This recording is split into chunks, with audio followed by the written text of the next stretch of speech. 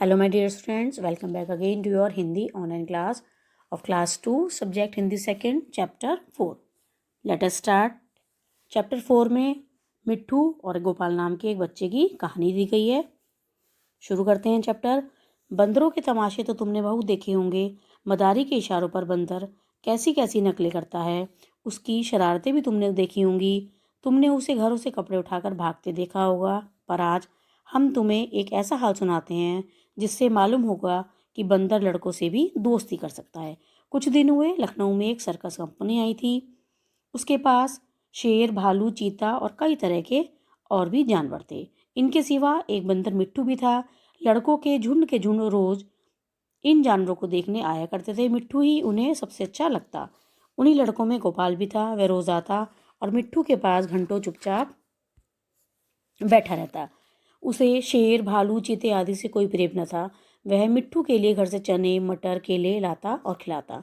मिट्ठू भी उससे इतना हिल गया था कि बगैर उसके खिलाए कुछ न खाता. इस तरह दोनों में बड़ी दोस्ती हो गई. एक दिन गोपाल ने सुना कि सर्कस कंपनी वहां से दूसरे शहर में जा रही है.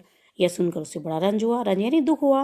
वह रोता हुआ अपनी माँ के पास आया और बोला, अम्मा मुझे एक अठन्नी दो, मैं जाकर मिट्ठू को खरीद लाऊं. वह न जाने कहाँ चला जाएगा, फिर मैं उसे कैसे देखूंगा. वह भी मुझे न देखेगा तो रोएगा. माँ ने समझाया, बेटा बंदर किसी को प्यार नहीं करता, वह तो बड़ा शैतान होता है. यहाँ आकर सबको काटेगा, मुफ्त में उलाहने सुनने पड़ेंगे. लेकिन लड़के पर माँ के समझाने का कोई असर ना हुआ. वह रोने लगा. आखिर माँ ने मजबूर होकर उसे एक अठन्नी निकाल कर दे दी. अठन्नी पाकर गोपाल मारे खुशी के फूल उठा.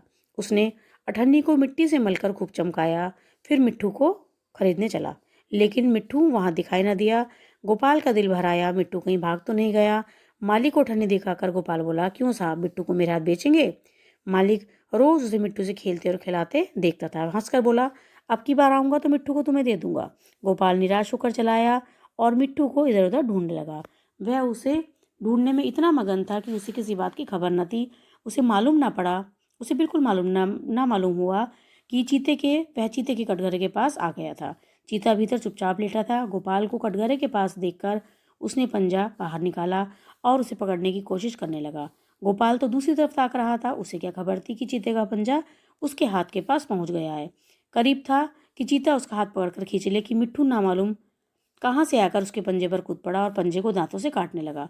चीते ने दूसरा पंजा निकाला और उसे ऐसा घायल कर दिया कि वह वहीं गिर पड़ा और जोर जोर से चीखने लगा. मिट्टू की हालत देखकर गोपाल भी रोने लगा. दोनों का रोना सुनकर लोग दौड़े, पर देखा कि मिट्टू बेहोश पड़ा है और गोपाल रो रहा है. मिट्टू का घाव तुरंत धोया गया और मरहम लगाया गया. थोड़ी देर में उसे होश आ गया. वह गोपाल की ओर प्यार की आंखों से देखने लगा, जैसे कह रहा हो, अब क्यों रोते हो, मैं तो अच्छा हो गया. कई दिन मिट्टू की मरहम पट्टी होती रही और आखिर वह बिल्कुल अच्छा हो गया. गोपाल अब रोज आता और उसे रोटियां खिलाता. आखिर कंपनी के चलने का दिन आया. गोपाल बहुत दुखी था. वह मिट्टू के कटघरे के पास खड़ा आंसू भरी आंखों से देख रहा था कि मालिक ने आकर कहा, अगर तुम मिट्टू को पा जाओ तो उसका क्या करोगे.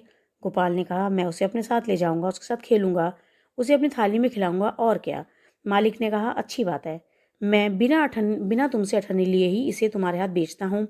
गोपाल को जैसे कोई राज मिल गया. उसने मिट्टू को गोद में उठा लिया, पर मिट्टू नीचे कूदकर उसके पीछे पीछे चलने लगा. दोनों खेलते कूदते घर पहुंच गए. तो बच्चों, कहानी आपने पढ़ी, अच्छी लगी. इस कहानी से हमें क्या शिक्षा मिलती है कि प्रत्येक जीव के साथ हमें अच्छा व्यवहार करना चाहिए, जीवों को नहीं सताना चाहिए. आइए अब देखते हैं इसकी एक्सरसाइज. सबसे पहले शब्दार्थ. तमाशा, खेल, मदारी, बंदर का खेल दिखाने वाला, इशारा, संकेत, सिवा, अलावा, रंज, नाराजगी, उल्हाना, शिकायत. अब देखेंगे प्रश्न उत्तर.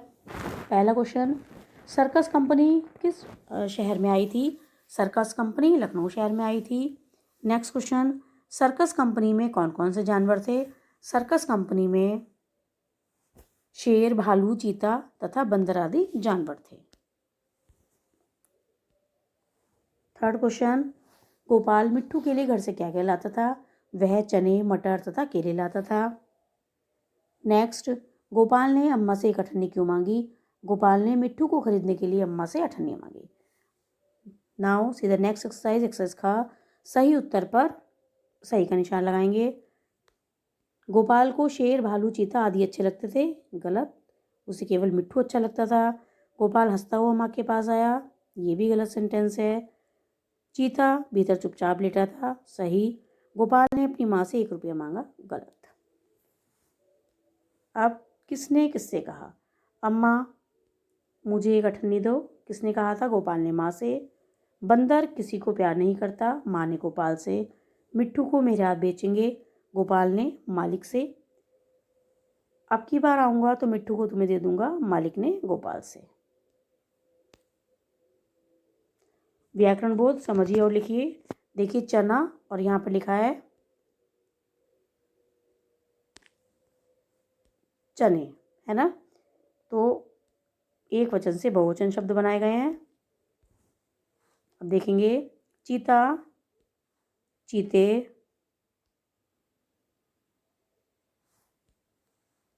केला, केले, बेटा, बेटे।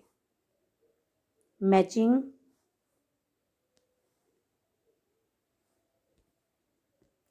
बंदर, बंदरिया, लड़का, लड़की, शेर, शेरनी, मालिक, मालकिन, आदमी, औरत।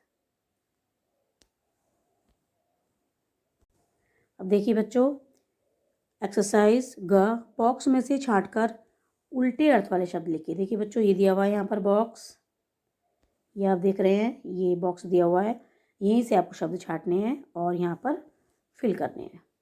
देखिए खरीदना, बेचना, रोना, हंसना, खुशी, दुख, अच्छा, बुरा, दोस्ती, दुश्मनी।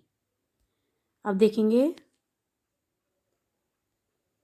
मौखिक प्रश्न उत्तर। सांप नचाने वाले को क्या कहते हैं? सांप नचाने वाले को सपेरा कहते हैं। उत्तर प्रदेश की राजधानी लखनऊ है। 1 रुपए में कितने पैसे होते हैं? 100 पैसे। 2 पालतू जानवरों के नाम कुत्ता और बिल्ली।